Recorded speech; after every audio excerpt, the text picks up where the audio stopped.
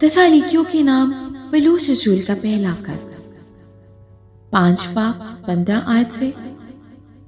खबरदार कोई किसी से बदी की ओस बदी ना करे, बल्कि हर वक्त नेकी करने की दर पे रहो, आपस में भी और सबसे।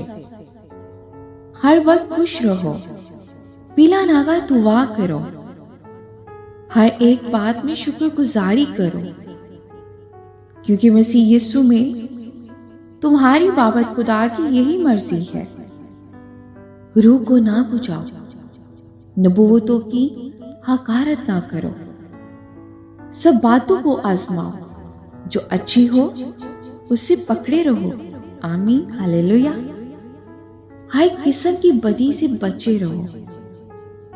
खुदा जो इत्मीनान का चश्मा है, आप ही तुमको बिल्कुल पाक करे और तुम्हारी रूह और जान और बदन हमारे खुदावंद यीशु मसीह के आने तक पूरे और बेऐब महफूज रहे।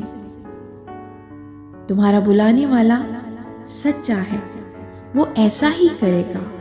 आमीन।